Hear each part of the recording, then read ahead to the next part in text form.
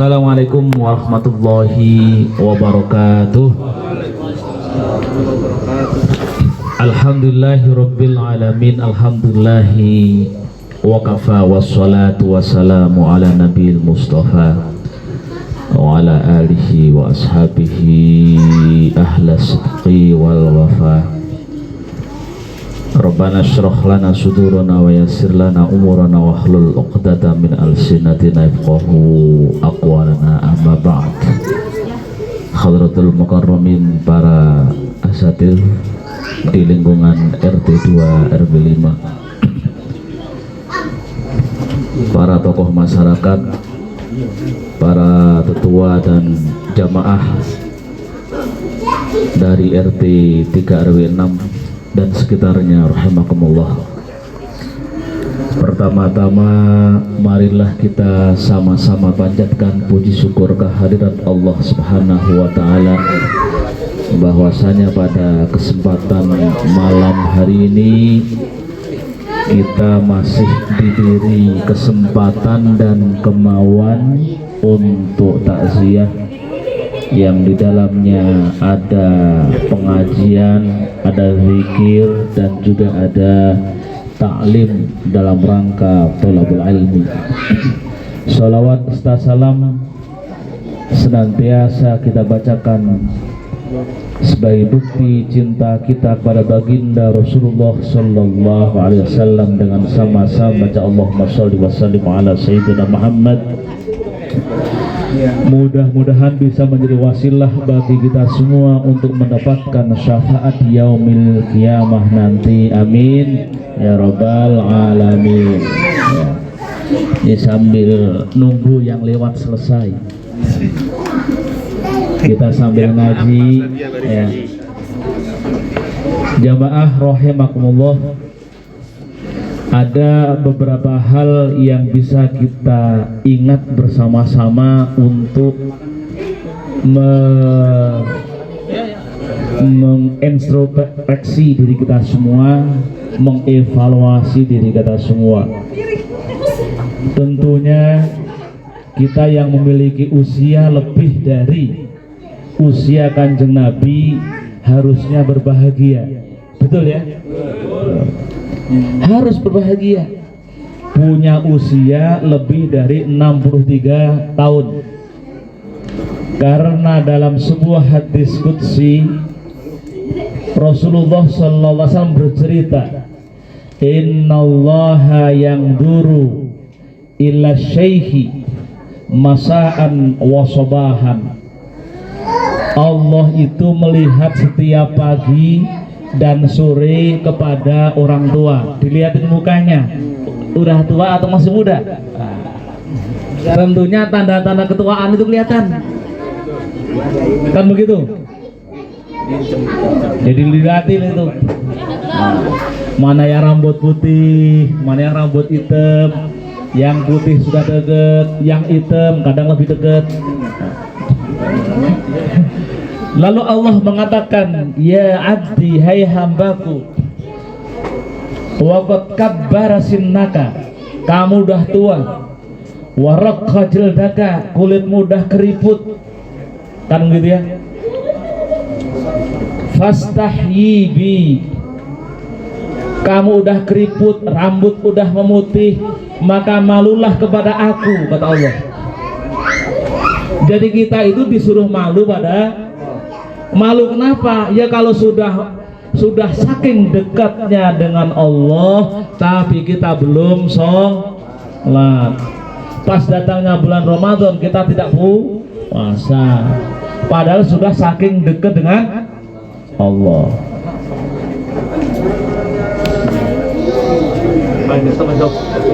Kita dengarkan azan dulu ya.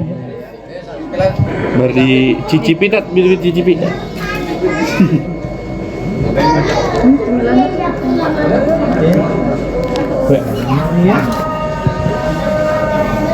Syadana.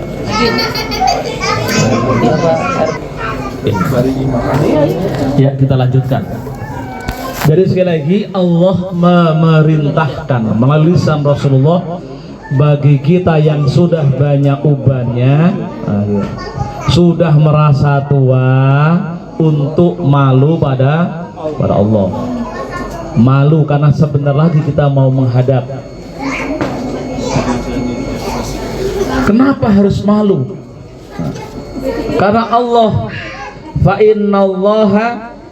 inni astahi bisaibatika wala u'adzibuka finnar. Karena aku malu melihat ubanmu, ya. Dan aku tidak akan menyiksamu di neraka. Jadi ini hadis qudsi nih, jamaah sekalian. Jadi kalau kita memiliki usia lebih dari usia Nabi, berarti kita sudah banyak bonusnya kalau kita beribadah. Maka melampaui usia 63 tahun, kira-kira begitu, kita tetap beribadah, insya Allah mendapatkan rahmat Allah. Salah satu rahmatnya, Allah malu menyiksa orang-orang yang beruban atau berusia lebih dari 63 tahun, dan dia tidak akan menyiksanya nanti di neraka. Ini hadis qudsi. Maka yang terpenting bagi kita bermohon kepada Allah agar kita tetap istiqamah dalam berislam, istiqamah dalam berakidah ahlus sunnah wal jamaah, beristiqamah menjalankan perintah-perintahnya dan menjauhi larangannya, pun kalaupun udah lewat usia dari usia Rasulullah hidup, maka kita tidak akan disiksa. Alhamdulillah. Maka berbahagialah orang-orang yang sebentar lagi menghadap Tuhannya, ya.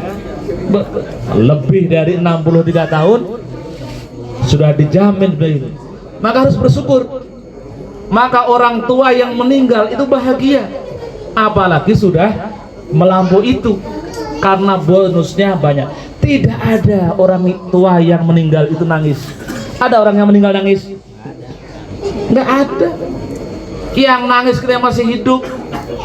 Yang orang tua meninggal bahagia. Kenapa? Bonusnya sudah bawa banyak. Tuh terpenting. Hampir kita melihat kita melihat orang yang sedang masak, nggak ada yang nangis. Saya mau menghadap. Enggak. Bahagia mereka.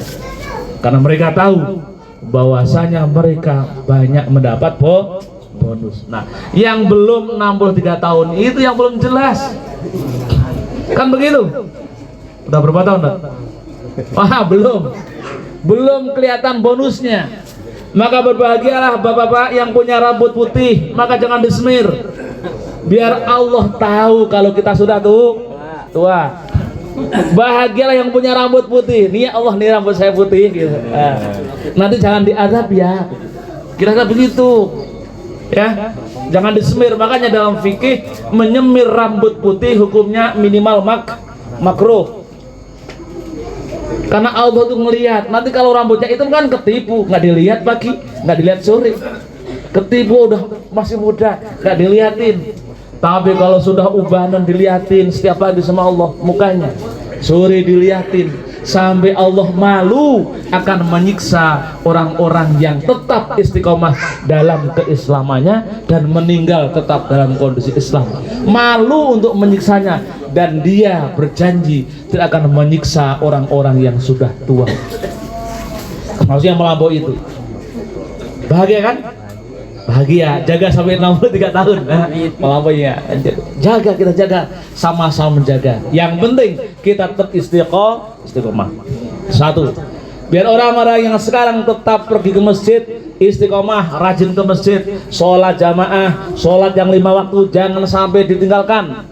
Udah sholat 5 waktu saja, nggak harus ngotot sholat yang lain-lain. Istiqomah dengan 5 waktu saja. Ayyum ra'atin idza shallat khamsaha wa shamat siyamaha wa husnu usriha. Siapapun orangnya yang ketika penuh sholat 5 waktunya, 5 waktu saja, penuh puasa bulan Ramadannya, lalu kemudian dia menjaga keluarganya, lalu yang keempat melindungi kehormatannya, wadhil jannah min aibabin sya'at, masuklah surga lewat pintu manapun. Ya, jadi kita prioritaskan. Kalau punya kewajiban-kewajiban, laksanakan dulu wajibnya. Jangan sholat tahajudnya rajin, subuhnya ketinggalan.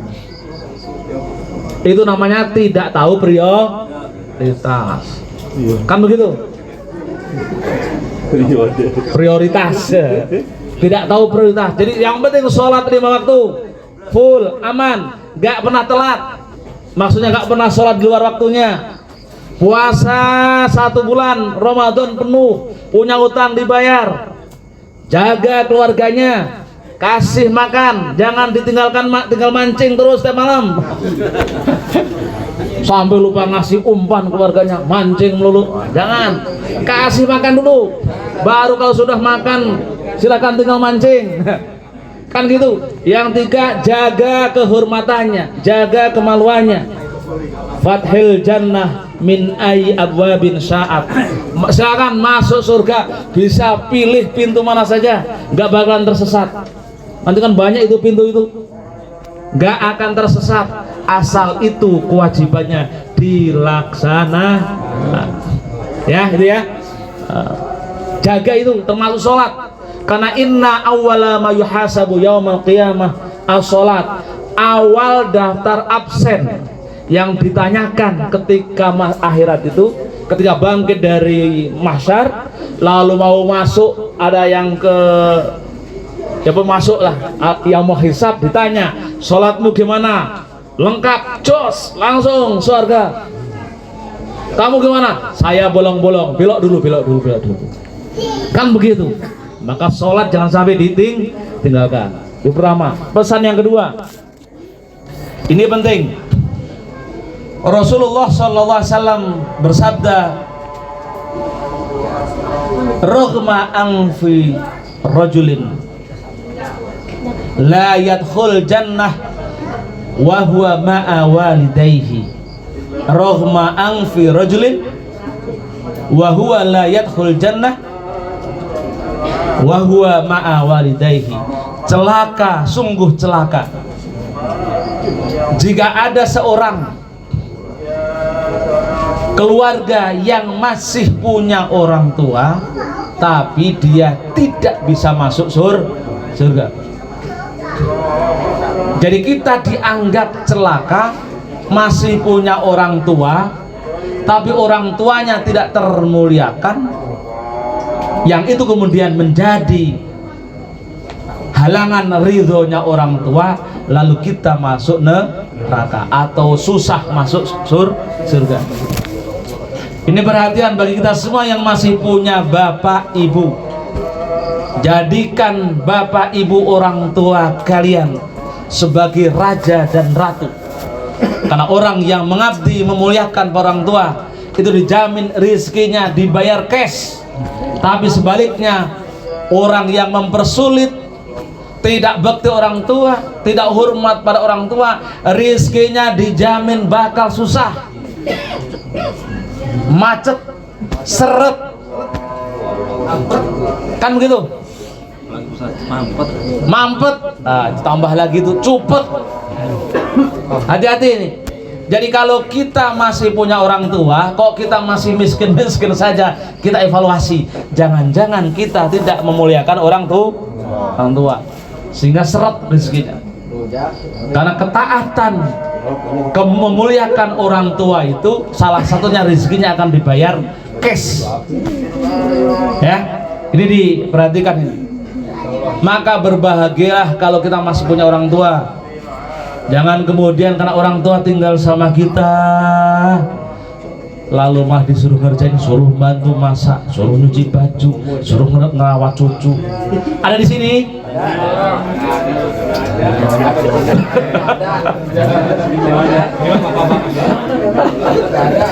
Aduh ya Allah, ini nih.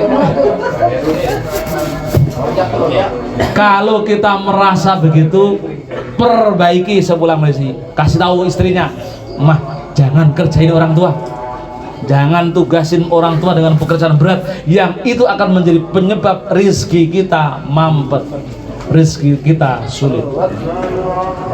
Nggak ada cerita orang durhaka pada anak itu hidup bahagia, tidak ada. Kalaupun kaya mesti sengsara batinnya, tidak akan pernah bahagia. Gitu ya. Jadi maka Rasul mengatakan rohma angfurajulin, celaka ya, celaka. Dia punya kunci surga, tapi kunci itu tidak bisa dipakai untuk membuka surga. Maka ketika Rasul juga bersabda, idza mata ibnu adama in qata'a amaluhu illa min thalath. Jika orang tua meninggal, itu juga amal ibadahnya itu putus kecuali 3 hal. Salah satunya adalah waladun sholihun yad'u lahu.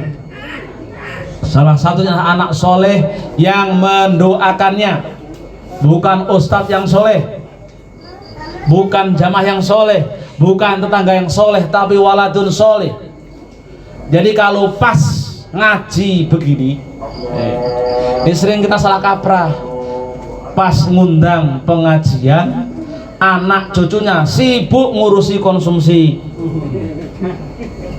sibuk nerima tamu, sampai kemudian tidak meluangkan secara serius untuk berdoa kepada orang tua. Kita itu apa artinya doa kita kepada mereka almarhum? Yang paling mustajab adalah anak. Jadi nanti kalau misalkan nih ada taklim lagi atau pengajian, nah tolong nih putra putri fokus keluarganya untuk mendoakan orang tuanya, karena itu doa yang paling mustajab, paling dekat dan cepat sampai kepada Allah. Kita itu tidak ada maknanya, seribuan jamaah kita nggak ada maknanya. Lebih dahsyat, lebih sakti anak cucunya, keluarganya. Ya gitu ya. Jadi kita sering salah kaprah satu sisi, malah kemudian kita sibuk ngurusi yang tidak perlu dibanding mendoakan orang tua. Karena itu doa dalam hadis disebutkan waladun sholihun, bukan kiaiun sholih atau ustadzun sholih, atau bukan tetangga yang sholih, bukan, waladun sholih. Ini malah ada pengajian, anaknya ngobrol, mojok di dapur, guyon. Kita itu lagi gak ada manfaatnya. Bukan gak ada manfaatnya, gak banyak pengaruhnya. Yang paling dahsyat adalah doa anak-anaknya. Nanti ingetin kalau aneh. Ya, barangkali itu saja sebagai pengingat kita. Mohon maaf jika yang saya sampaikan, kan ini basis ilmu ya, saya harus sampaikan karena sering kita beribadah itu sering kurang tepat.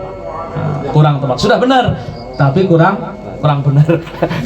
Kita benarkan hal-hal yang salah, mudah-mudahan kemudian kita bisa terbiasa dengan kebenaran dalam menjalankan perintah agama. Demikian kurang lebih, mohon maaf, semoga kita bisa memahami dan mengamalkannya, sehingga sisa-sisa umur kita, sisa-sisa usia kita senantiasa membawa berkah bagi kita semuanya. Dan lebih khusus kita juga jangan lupa mendoakan. Kewajiban kita sebagai tetangga tetap mendoakan tetangga kita yang telah mendahului kita, dan tadi sudah disampaikan beliau meninggal dalam usia 67 tahun, sudah punya bonus 4 tahun. Nah, sudah punya bonus 4 tahun, insya Allah beliau meninggal dalam kondisi husnul khotimah, istiqomah dalam agama, istiqomah dalam Islam, istiqomah dalam akidah, dan itu akan menjaminkan almarhum untuk tidak disiksa nanti di akhirat, dan amal ibadahnya diterima di sisinya sebagai jaminan bahwasanya beliau adalah orang yang baik. Mari kita iringkan perjalanan arwah beliau dengan sama-sama baca Ummul Kitab, lalu kita sekaligus menutup takziah dan taklim kita dengan doa. Al-hadiniyah wa likulli niyatin sholihah ila hadratin Nabi Mustafa Nabi Muhammad sallallahu alaihi wasallam wa ala alihi wa ashabihi